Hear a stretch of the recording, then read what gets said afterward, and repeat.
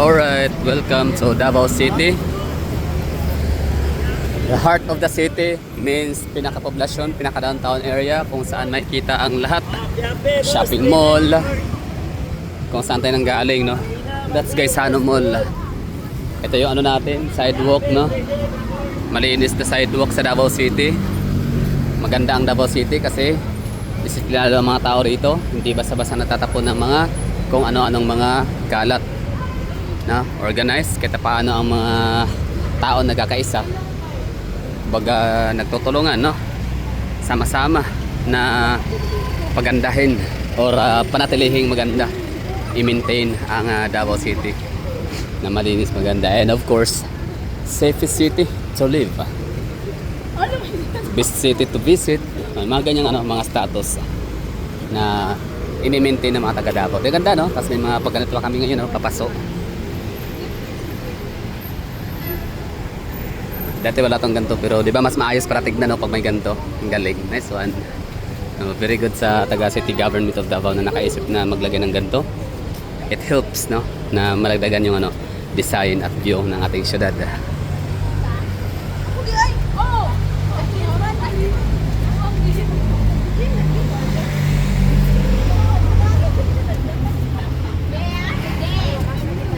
So yun lang, ha, ang meron sa video na to. Lakad lang tayo within the heart of the city, and na lang, parang walk tour.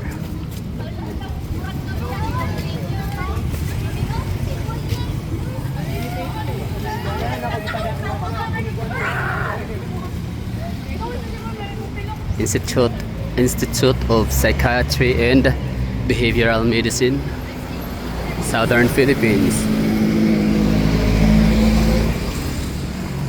At yun, ha, nilakad lang ho natin yung Gaisano Mall mula dito. So ibig sabihin ho, ang pinakamalapit na shopping mall sa City Hall of Davao City is yung Gaisano Mall, and yung isa rin yung Gaisano Grand Illustre.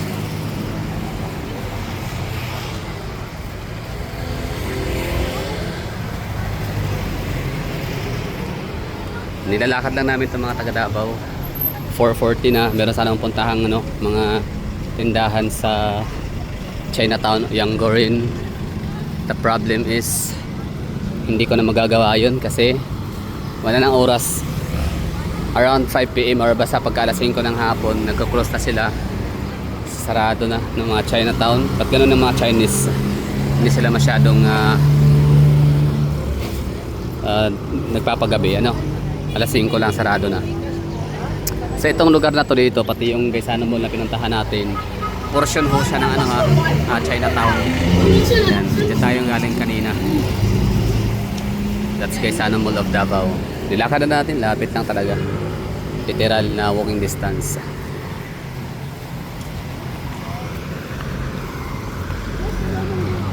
In a span of 3 minutes mula sa Gaisano Mall of Davao ay makakarating na tayo sa sikat na pasyalan ng Davao. Ano ba yung sikat? Isa sa mga sikat na pasyalan sa Davao City na kapag kadayo pupunta ng Davao City, hindi na pwedeng palalagpasin. Okay? None other than Rojas Night Market. So medyo may katagalan na rin tayong hindi nakapunta ng Davao City. Yung sabihin dito sa downtown area. Oo. Medyo na-isolate po tayo ng medyo matagal-tagal. Kaya kung napapansin nyo yung vlog ng inyong abang lingkod na si Galada Explorer ay hindi masyadong madalas. Oh, hindi na tayo nakakapag-upload lagi.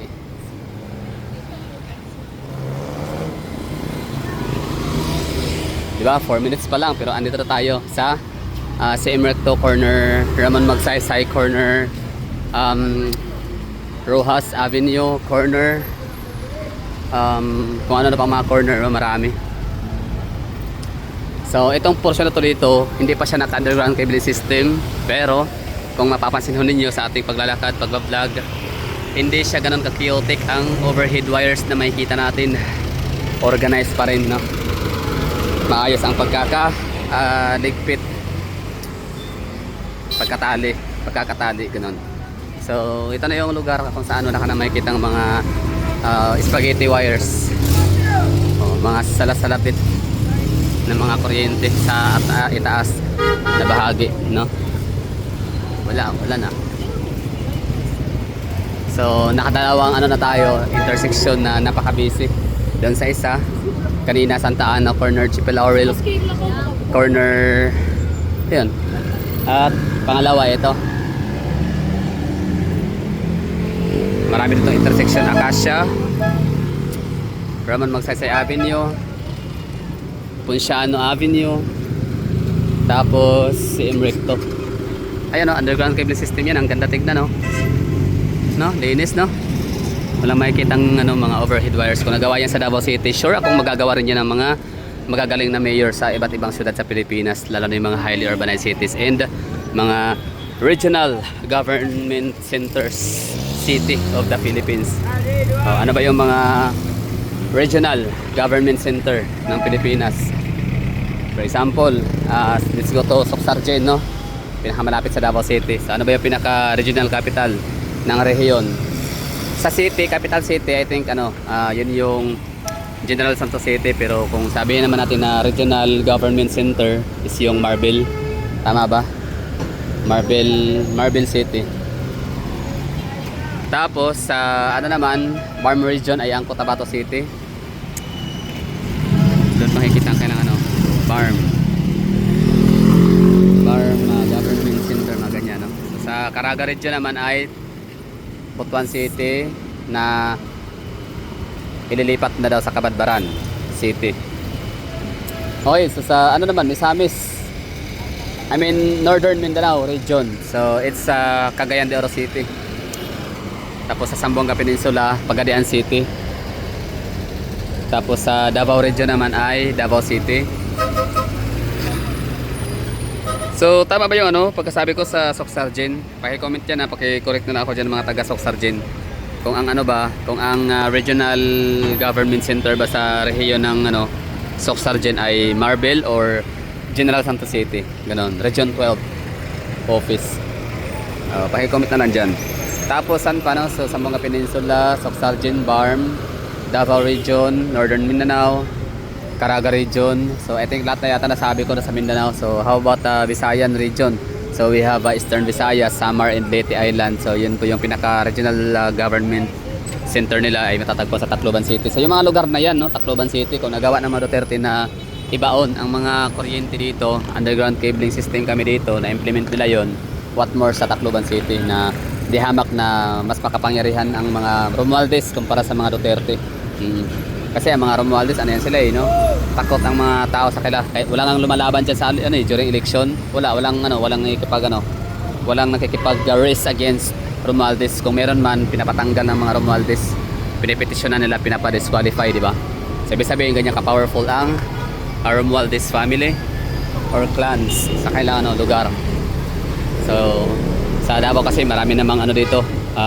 Hindi naman talaga pinagbawalan ng mga Duterte na magkaroon ng ka-rival sa politics dito, no? So yun, talagang nagpe-perform, pinapractice ng Davao City ang kalayaan para sa lahat. So yun na nga, pag may election, okay, takbo sila ng mayor. So may the best man win. And yun na nga.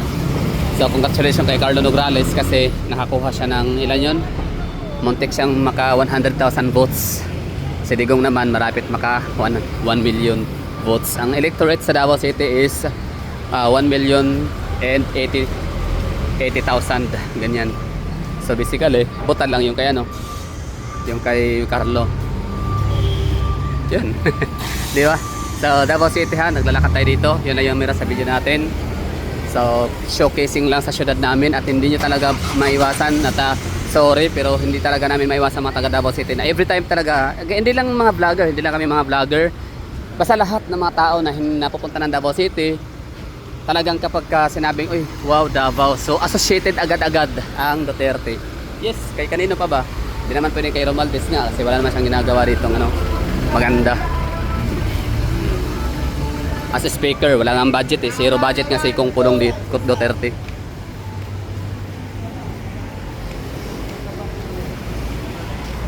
Ito na yung lugar, This is the Davao City downtown area, heart of the city.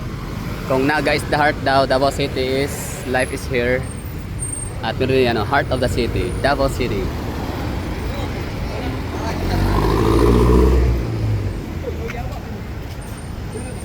Time check tayo, it's 4:48 ng hapon.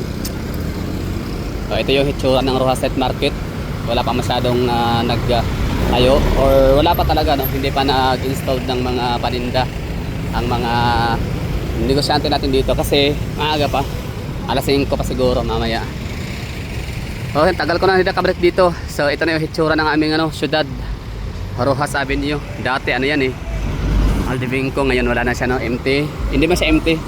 Kumbaga tinanggal na yung lumang gusali ng Aldevinco kasi naglipat naman sila ng matagal na doon sa may market, Poblacion Market. Kasi yan ang ginawa dito ay naging na siya, nagiging parking space. Nice one, di mas luminis tingnan, di ba? Mas lumawak, mas maluwag, mas hayahay, mas spacious, mas yan nga, mas maaluan. Maganda sa pakiramdam. Di ba? Ganda ng Davao City, no? Nakakatuwa. Ako, masaya ko na nakapaglakad ako dito ulit ngayon. Such a long time ago. So it's my first time for a long time na hindi makabalik sa lugar at ito na siya itsura ngayon. Ginawa siyang parking space. Ano ba may-ari dito ha? Ano na, trivia lang para sa mga taga Davao. Ano pa rin, Santos, Ayala. Ayala Alcantara. Ay, hindi pala Alcantara. I mean, hindi pala Ayala, Alcantara na pala, Alsons. Kaya that's what it's called, Aldevinco. Aldevinco means Alsons Development Corporation Incorporated, mga ganyan, no? So, Alcantara. Alright, so dito tatapos yung vlog ho natin. Maraming thank you sa panonood. Sana nagustuhan ho ninyo yung paggagala natin, paglalakad-lakad sa area, and that would be all. Thank you. See you sa susunod ko mga video, mga vlogs. Sasakay tayo ng subukan natin sumakay ng tawag nito, yung napakagandang Davao City bus system dito na walang bayad, libre, electric bus pa siya, high end, no, air condition. Basta Duterte na talaga ang pinaka-the best, walang tatalo. So kung nagawa ito ng Davao City, paniguran magawa rin ito ni Lady Dorbero sa lugar niya. Magawa ito ni Romualde sa kanyang syudad na nasa Sakupan, 1st District of Valdete. Magagawa rin ng ganito kaganda, no, ni Risa Antiveros sa kanyang syudad. At magagawa rin ito ni Trillanes sa kanyang syudad na Caloocan. Sino ba yung mga galit na galit sa mga Duterte na mga politicians, no?